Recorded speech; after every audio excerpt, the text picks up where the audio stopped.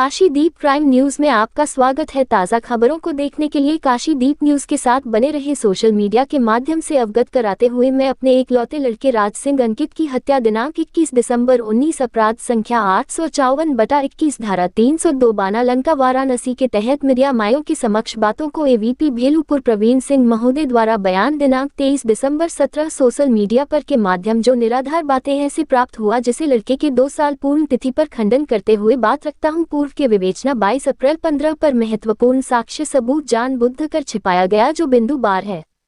1. हमारे लड़के हत्या केस में अभियुक्तों का सीडीआर निकाली गई लेकिन नहीं लगाई गई।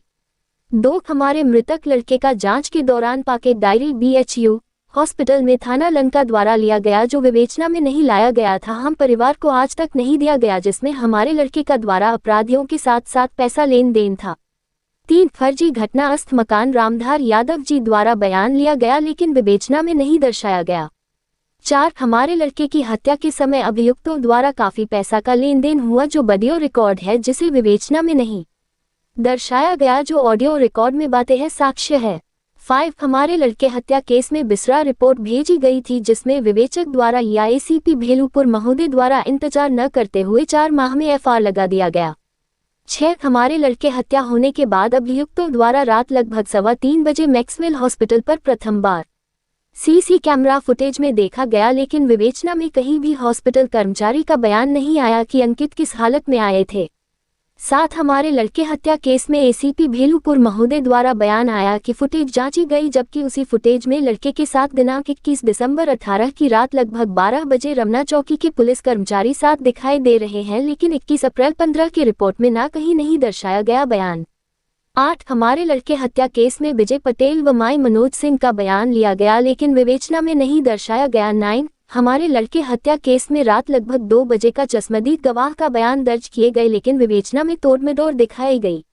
10. हमारे लड़के हत्या केस में ACP भेलूपुर प्रवीण सिंह द्वारा व्यतबा आया कि एक्सीडेंट है तो ट्रैक्टर को क्यों नहीं बीच पाया आज तक, और इंजरी नहीं है तो पोस्टमार्टम रिपोर्ट में 5-6 चोटें किसका दिखाई गई शरीर में, और निष्पक्ष जांच की बातें कर रहे हैं तो जो कमियां बता रहे हैं तो क्या जांच में शामिल करने योग्य नहीं था, या इसे पुलिस साक्ष्य नहीं मानती? अगर साध्य पुलिस मानती है तो जांच समीक्षा में कमियां क्यों नहीं जांची गई, जो प्रश्नचिन्ह है। संतोष कुमार सिंह थाना लंका द्वारा इतने साक्ष्य सबूत को छोड़ा गया विवेचना में, और ACP भेलूपुर महोदय द्वारा FR रिपोर्ट की जांच करते हुए कोई कमियां नहीं दिखाई दिया, जबकि ACP भेलूपुर महोदय के निगरानी में जांच हो रही थी। न तो हम पीड़ित परिवार को बुलाया गया कि आपके जांच यह बातें आई, आप सभी का क्या विचार है, और एक आधार PM रिपोर्ट को बनाते हुए फर्जी एक्सीडेंट दिखाते हुए हार्ट अटैक का रिपोर्ट प्रेषित किया गया, जिस संदर्भ में हमारे पत्र दिनांक 8 फरवरी 23 पर DGP महोदय द्वारा संज्ञान लेते हुए जाँच करवाई जा रही है। ADCP काशी जोन महोदय द्वारा, जिसका संख्या ही G2 बंदी 2023/37 दिनांक 19-2023 मुख्यालय पुलिस महानिदेशक लखनऊ है, जिस संदर्भ में बयान दिनांक 23 जून 16 ADCP महोदय को लिखित व 8 जून 23 को DGP महोदय को, फिर 12 जून 23 को कमिश्नर महोदय को रजिस्टर्ड लिखित चयन पत्र भेजी गई है। 22 अप्रैल 15 की कमियां दिखाते हुए जांच को अभी प्रचलित रखा गया 7 माह से, जिसमें अभी लड़के हत्या केस की जांच वर्तमान अपराध शाखा में चल रहा है, और जो महत्वपूर्ण साक्ष्य सबूत छोड़ी गई थी विवेचना में 1-2 छोट सब बातें आ गया है, जो एक न्याय का संदेश हो रहा है, लेकिन सभी अभियुक्तों का तारी नहीं हुआ है अभी तक, जो साक्ष्य के आधार पर होना चाहिए। न्याय पर विश्वास टूट गया, अब देखना है पुलिस द्वारा पीड़ित परिवार कब न्याय मिलेगा। नवनीत श्रीवास्तव की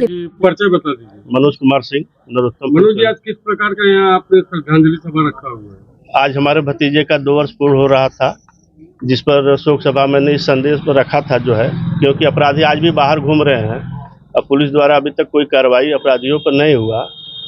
जो 15/4/22 की रिपोर्ट थाना लंका द्वारा प्रेषित की गई थी, जिसमें निरीक्षण अधिकारी SP भेलूपुर जांच कर रहे थे उसका, और जांच में उन्होंने बार बार ये कह रहे हैं कि हम जो है निष्पक्ष जांच करवाया है, और निष्पक्ष जांच में जिसको सोशल मीडिया द्वारा जो है हमको एक सूचना उनकी प्राप्त हुआ लिखित, जो है 17/12/2023 का, जिस पर मुझे खंडन करना है कि आपके निष्पक्षता और ईमानदारी की, अगर आप इतना बहुत अच्छा कार्य किए होते भतीजे हत्या केस में, तो जिस बिंदु को आपने छोड़ा जांच के दरमियान, जो है जिस बिंदु को आपने छोड़ा, 10 बिंदु हमारे पास है, जो है 15/4/22 पर, और FR लगाते हुए किसी भी बिंदु को आपने नहीं गहनता से देखा, जो है, और उसके बाद भी आपने कह रहे हैं कि जो है कि मैं निष्पक्ष जाँच किया हूँ, जो है तो जांच में मैं बता रहा हूं कि जो है क्या क्या इन्होंने छोड़ा है।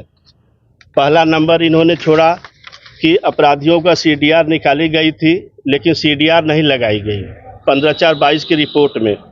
दूसरा नंबर है हमारे मृतक लड़के जांच के दौरान पॉकेट डायरी BHU हॉस्पिटल में पूरी पुलिस के सामने जो है थाना प्रभारी वेद प्रकाश राज जी जो है सब सामान लिए, लेकिन केस पॉकेट डायरी आज तक नहीं दिए, जो कि अपराधियों का उसमें लेन देन पैसा का मतलब मामला था जो है।